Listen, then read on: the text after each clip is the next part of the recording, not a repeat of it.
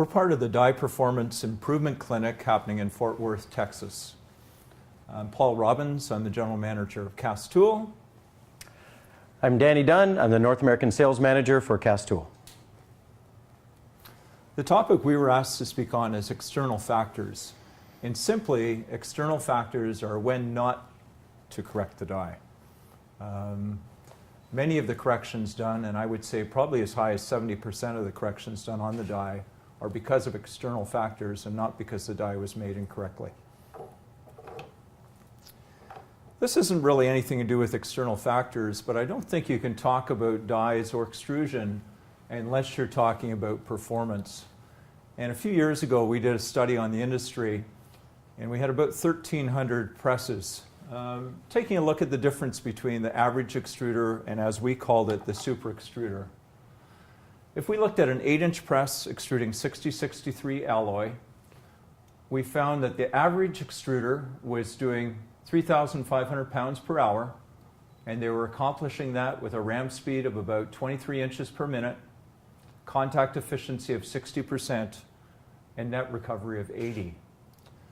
When we looked at the best extruders in the group, they were doing 5,300 pounds per hour, had a ram speed about 29 inches per minute, contact efficiency of 65%, and net recovery of 83. A couple of things that are interesting about this is that the super extruders, or the best extruders in the world, are more than 50% more productive than the average.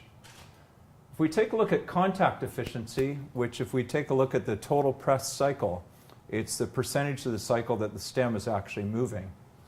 We'll see that the super extruders are just about a little bit less than 10% more efficient when it comes to the ram speed or ram movement than the average. If we look at recovery, the super extruders are a little bit less than 5% more efficient.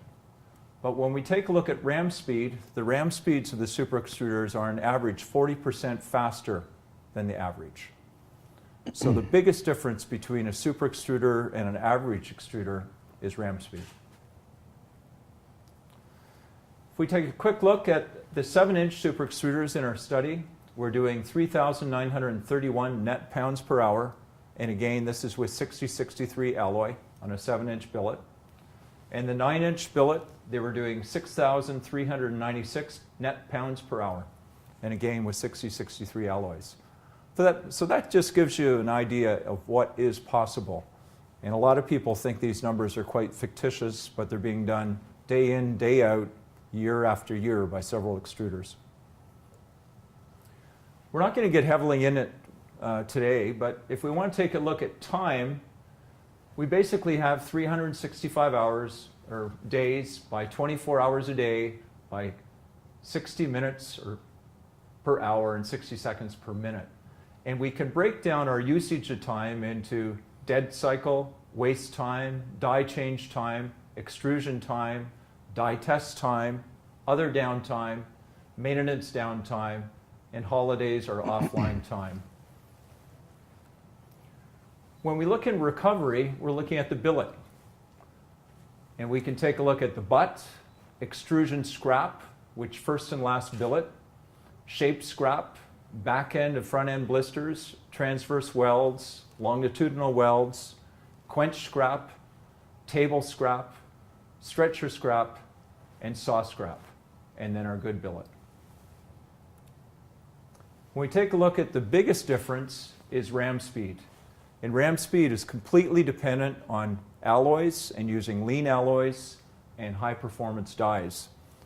And that takes us into today's subject, which is a die clinic. This is a slide we did about 15 years ago. And we started by taking a look at what the real value of a die is.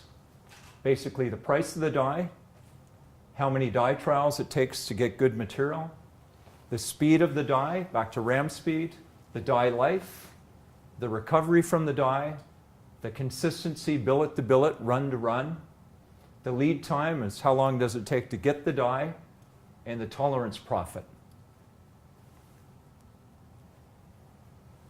Again, in 2005, we published something called the Worst Practice Checklist. And I must admit, not too many things have changed. We looked at the press not perfectly aligned, the die is not uniformly and adequately preheated, the die is too strong, which means it's too slow, die bearings are heavily oxidized, billet is poorly cut, the surface is not clean, billet is insufficiently taper heated, dummy block is no longer contracting, container is overheating, container life exit temperature is vertically inconsistent, and too much dag or grease. And I would say in 2005 and 2012, not too much has changed. When we take a look at mechanical press alignment, I would say there is a big change that's happened in the market in the last 10 or 15 years. Our goal is to keep the stem, container, and die within plus or minus 40 thou of each other. And I would say in most cases, extruders are doing an exceptional job of this. Where we get into problems is when we add temperature. When we start talking about thermal management, we're talking about billet preheat, die preheat, the container temperature, the exit temperature, the cooling rate, and aging. All of these temperatures matter, and anytime one of these temperatures is wrong, you basically lose the benefits of all the rest of them, unfortunately. So if the billet is too cold, we're going to need more pressure to extrude it, and we could possibly get more die deflection. If the die temperature is cold, it means we're going to need more pressure to extrude it, and again, we could get die deflection or wasted billets. And we'll get into some of the rest of these temperatures within the next 45 minutes. I always like to get a bit of an understanding of flow stress, because I think flow stress is probably the easiest way to characterize extrusion speeds. If we take a look at alloys, 6061 has a higher flow stress than 6063, which simply means it's harder to extrude. When we take a look at temperature, the higher the temperature, the lower the flow stress, which means the easier it is to extrude. Speed, the faster the ram speed, the higher the flow stress, the harder it is to extrude. An extrusion ratio, or the degree of deformation, the higher the extrusion ratio, the higher the flow stress, and the harder it is to extrude. When we take a look at the effects of temperature on flow stress, this graph is looking at 6061 alloy. I'm in metric here, sorry about that. At a ram speed of 8 millimeters per second, an extrusion ratio of 40, an extrusion speed of 19.2 meters per minute. If we take a look at the effect of reducing the billet temperature by 40 degrees Fahrenheit, we'll see that flow stress increases by 10%. In the same situation, if we double the ram speed, we'll get an 11% increase in flow stress. So by dropping the billet 40 degrees Fahrenheit is equivalent to doubling the ram speed, which I think would probably amaze most people. We say often that the problem is temperature and the opportunity is ram speed. When we take a look at different alloys, this being 6063 on the bottom and this being 7004, we'll see that different alloys are more sensitive or less sensitive to temperature. We're plotting here the mean flow stress against temperature. And you can see with 6063 alloy, as we vary the temperature of the billet, there is a bit of a difference in flow stress, but not dramatic. When we start looking at harder alloys like 6082 or 7004, we'll see that as the curve gets steeper, temperature plays more of an effect and has more an effect on flow stress. So if you're extruding 7004, you better have good control of your billet, otherwise it's not going to extrude. Where possibly with 6063, you may get away with poor temperature control. You just won't make much money. We get quite involved with doing a lot of thermal audits at plants. And one of the things we take a look at is pressure curves. And these are fairly common on older presses. But you'll see in this case, the pressure curve is varying quite a bit. And the reason it's varying is because of the billet temperature. In this case, the billet temperature is varying about plus or minus 35 degrees Fahrenheit. And you can see as the billet temperature varies, the pressure is varying. The problem with this is we have poor billet heating stability. It means we're going to have to use a stronger alloy. And by a stronger alloy, we mean adding more mag silica into the alloy, which is going to increase the flow stress, which means that it's going to be tougher to extrude, which means we're going to need a stronger die. And unfortunately, a stronger die has higher flow stress, which means it's going to be harder to extrude and have slower ram speeds, which means we're going to need a hotter billet to decrease the flow stress, which means we're going to have a lower ram speed, which means we're going to have a longer cycle time, which means the billet is going to be left in the billet heater for a longer period of time, which means we're going to need a higher exit temperature, and we're going to need a stronger alloy and have to add more mag silica in it. But many extruders have been going through this downward spiral for years. And the opportunities, as you can see in our first slide, isn't 10 or 20%. The opportunities are 50% plus as far as ram speed.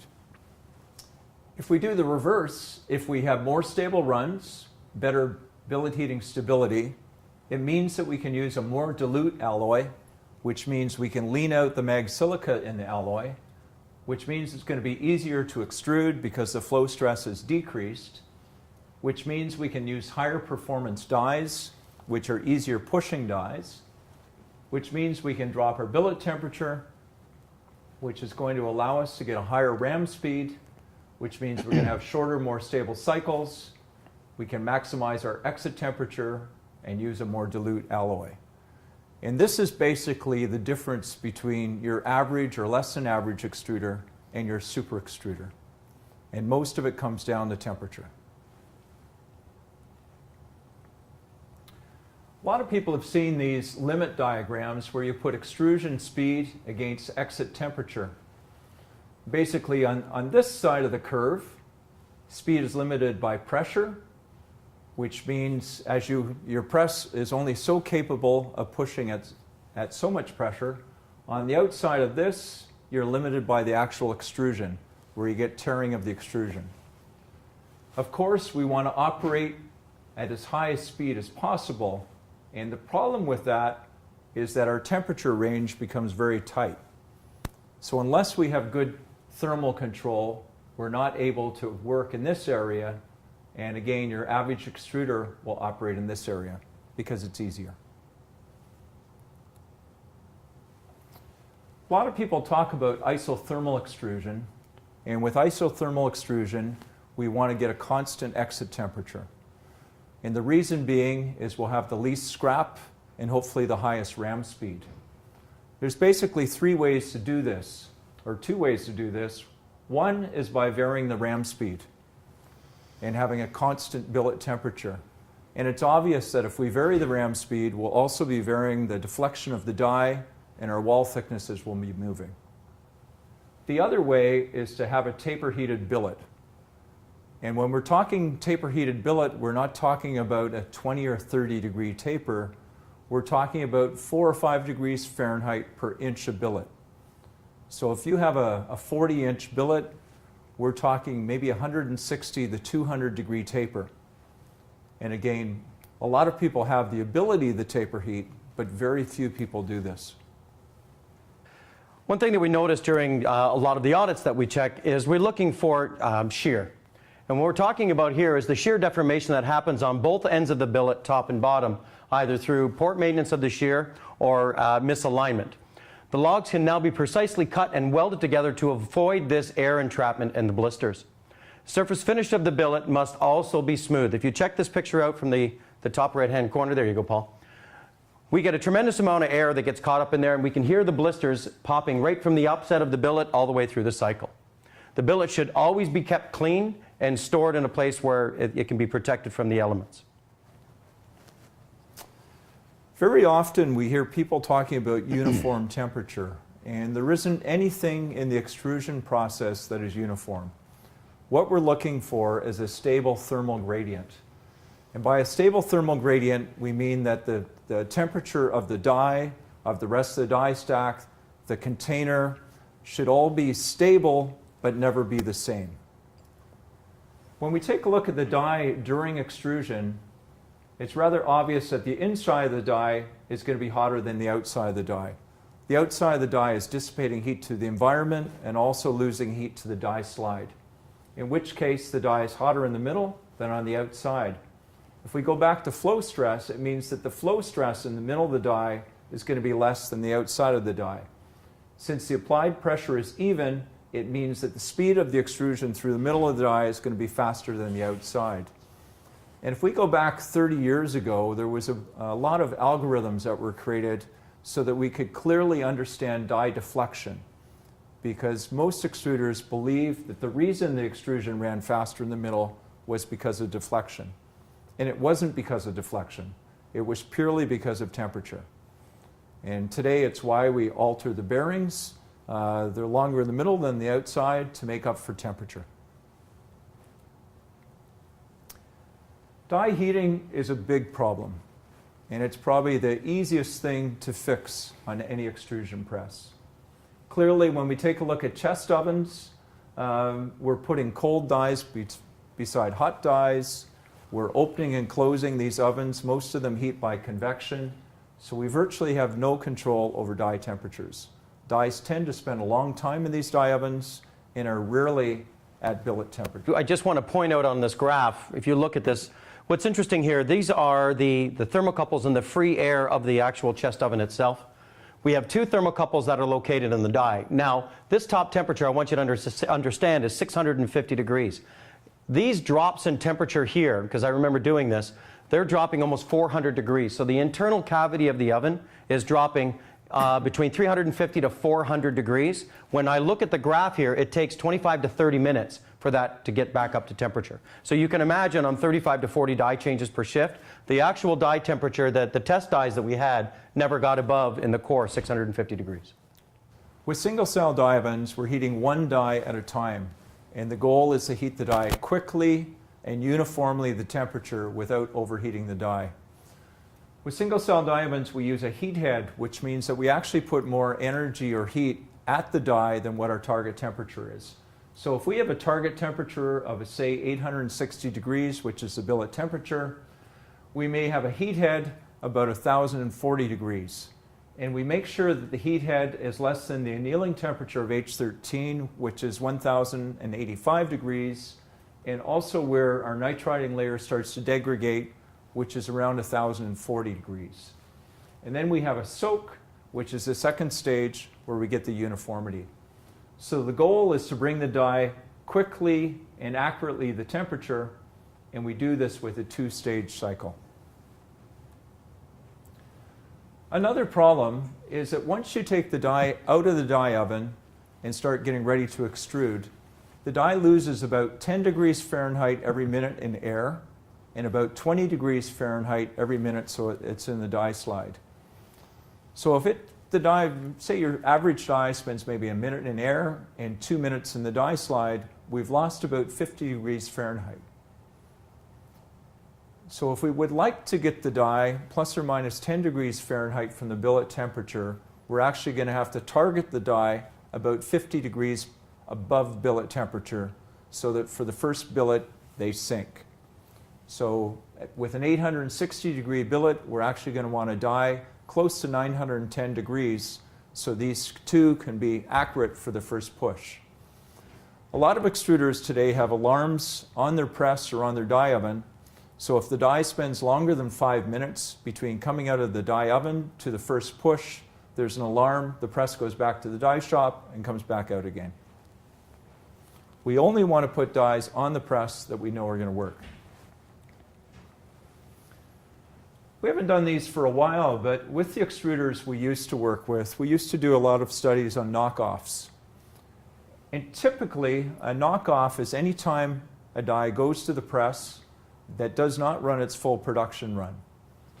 And I would say typical extruders have knockoff rates somewhere between 12 to 14%. And 90 to 95% of these knockoffs are because of temperature. They're because the temperature of the die, the temperature of the container, the temperature of the billet, the exit temperature, the quench temperature, or aging. In all cases, with proper temperature control, that number comes down usually as low as 1%, from 12 to 14%. The container is probably the most misunderstood piece of press tooling. What we would like today is we would like the liner to be about 50 degrees Fahrenheit less than the billet temperature. And for years, we really didn't understand what the magic temperature is, but today we know, and it's about 50 degrees Fahrenheit. And we know that the container has a big effect on the die temperature. Because of the thermal mass of the container, it actually drives the die temperature during extrusion. If we take a look at most conventional containers in the press, we'll see that the top of the containers are usually 50 to 100 degrees hotter than the bottom of the container. And this is a typical infrared picture. We can see the top of the die holder or the container holder here and the bottom. And basically the top of the container holder is drawing heat from the bottom of the mantle, and heat is rising through the top. And again, what I was just talking about is the container relative to the die. Because of the thermal mass of the container very quickly affects the die temperature. This would be typical. If we had a container where, say, the bottom of the container was 760 degrees Fahrenheit, the top was, say, 825, we would then see the top of the die being about the same as the top of the container at 825, and we would see the bottom of the die actually being cooler than the bottom of the container because the die is also losing heat to the die slide. So in this case, we could see a die of about 735 degrees relative to 760. In this case, we have about 80 degrees Fahrenheit or 90 degrees Fahrenheit different top to bottom. And our rule of thumb is for every 10 degrees Fahrenheit difference in temperature, it changes the rate of flow by about 1%. So in this case, if we have 90 degrees difference top and bottom of the die, we would expect to have about a 9% more flow through the top of the die than the bottom. Most of this effect, about 80% of the effect, is container effect, and about 20% of the effect is actually because of the die slide. If we go back 10, 15 years ago, in a number of cases, we actually heated the die slide. And this was to help even up the temperature of the die. What we didn't know was the container was actually 80% of the problem, and the die slide was 20% of the problem. And today what we do is we actually use the thermal mass of the container to help us versus heating die slides, which can be very complicated. We try to move the heating elements in as close to the liner as possible so we get control over the liner temperature instead of the mantle. And if you remember back in some of the earlier slides, we were talking about stable thermal gradients. We don't want a uniform container. We want a stable thermal gradient. So we'd like to see the liner being relatively hot, about 50 degrees below billet temperature, and the outside of the container being cooler so that we can dissipate heat as needed. This would be a typical graph of the way we'd like to see a container. In this case, the entrance is about 700 degrees top and bottom. The container exit top would be about 750, and the container exit bottom around 800. And in this case, we'd probably have a billet temperature maybe around 820. Now I'll just explain quickly what this offset does. This would be the typical thermal gradient of a container today. Again, bottom exit around 840, top exit about 860, entrance around 790, entrance top around 805. The outside of the container top about 750, the outside bottom of the mantle 715, and container housings 500 or 600 degrees on the top and closer to 500 degrees on the bottom. And this would give us a die that's about 860 on the top and about maybe 805 on the bottom. So with 55 degrees Fahrenheit difference, we're going to have about 5% more flow through the top of the die than the bottom. What we would like to see is this. In this case, with the 860 degree billet, the bottom of the liner is about 835. The top of the liner is about 805. That gives us a die that's uniform top and bottom at 805. The entrance of the container is substantially cooler than the exit at 625 top and bottom. The outside of our mantle at around 435, 410, and our container housing around 200 degrees F. If we do this, we're able actually to dissipate heat from the liner towards the outside of the mantle and towards the exit. You'll notice that our container housing, instead of being 600 degrees, is 200 degrees. What this enables us to do is save about 70% of the energy costs that are associated with heating container housings that really don't need to be heated. We can see that as we extrude, the billet during deformation creates a lot of heat. And that heat is why this part of your container is hotter than the rest. In some cases, people are going to very complex means of dissipating this heat by putting cooling grooves between the liner and the mantle. And the reason they do this is because the container, if we go back a couple of slides, is relatively a uniform temperature. So they're unable to dissipate heat at the rate that it's being produced by the billet. The other way to do it is just to put cooling grooves on the outside of the mantle at the exit where most of the heat is being produced. And by doing this, we can actually get rid of that excess heat and retain a stable thermal gradient, which is going to reduce energy, reduce mechanical stress, reduce thermal fatigue, which means the liner will last a lot longer and energy will be a lot less. I'm going to jump in here and just show you here. You can see these are the two offsets that Paul was talking about.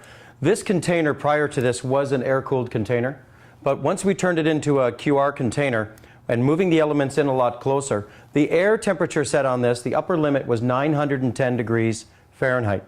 You can tell now in this container the air never came on and the highest temperatures that we saw were down in here. If we go back to again one of the first slides, we can see that if we get into 7000 series alloys, the flow stress becomes much more sensitive to temperature. In this case, we were using 7050 alloy, which is an extremely hard alloy and extremely sensitive to temperature. In this case, we're using this type of container. We're also heating the die ring and heating the bolster. And we're not, again, trying to get uniform temperatures. We're trying to maintain a stable thermal gradient through the container, through the die, and the bolster right from the first billet.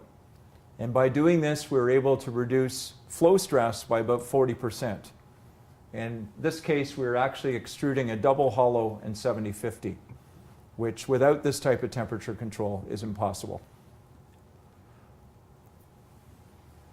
So if we want to get back to, this is the container that we started with. You can see the top is more than 100 degrees hotter than the bottom. The container housing is very hot, about 600 degrees. If we take a look at the new container, the container housing is less than 200 degrees. We're uniform top and bottom.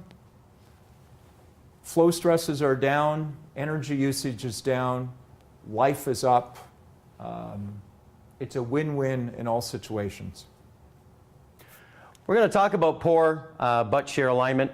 What we'll find when we get into this area here where we have, you can clearly see on this image, we've got a tremendous amount of buildup on the shear. What we'll find that we end up happening is we'll get material pulled out of the ports and gathering up onto the bottom part of this die ring. What will end up happening is we get container tilt. And when we get tilt, That'll pull off the sombreros or the flashing on this back end or the front end of the container. And what we're looking for is the alignment or the gap between your shear blade and the die to consistently be about 15 to 25 thou. If it's too great, we're going to start having this type of problem. When we get this, you're going to see blisters in the back end of your extrusion. If it's too tight, then you're going to have another problem.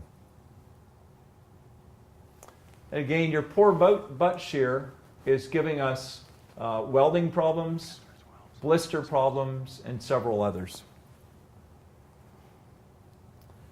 We also want a butt that's long enough or deep enough so that we get all the dead metal zone, which is where a lot of the poor material gathers, in the butt versus in the extrusion. The interesting data on this graph that we'll see here is over a 24-hour period, the actual dies themselves, this test die that we have with two thermocouples located in it, never got above 650 degrees.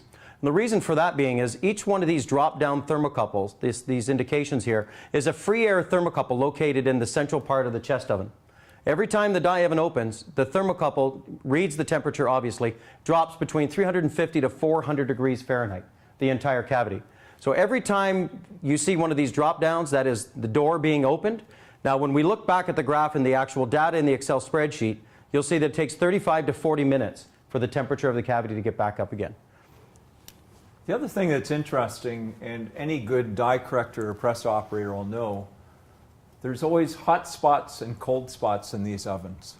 So if you have a die that's particularly hard to use, the press operator will usually put it in a hot spot. And they know their ovens quite well. But unfortunately, it's a little bit more art than what we'd like to see. If the die is not adequately preheated, it means that the flow stress is going to increase, which means that the die could break. And very often we have dies that break, and it's not because the dies were made not strong enough, it's because they were cold, which increased the flow stress, which broke the die. And the problem with breaking a die in these cases is your die maker is going to build you a stronger die that you're able to use with cold billets. And the stronger die is going to be a slower die, which means you'll never be able to optimize your billet temperatures and your die speeds. The other problem is if you leave dies in ovens for an extended period of time, you're going to be increasing the oxides on the bearing. This is going to give you a poor surface finish, and it isn't because the die was made incorrectly, it's because the die spent too long at temperature. There's a lot of extruders that believe that if you add nitrogen into your chest oven, you can leave the die in it forever. Unfortunately, the rate of oxidation of the die bearing is about the same with or without commercial nitrogen. There's virtually no difference in the rate of oxidation of the die bearing. So unfortunately, the only thing you can do is leave the die in an oven for less time. If we take a look at best practices, today in best practices, dies can spend a maximum of 8 hours in a die oven. After 8 hours, the die has to go back to the die shop, be polished, and brought back out to the press.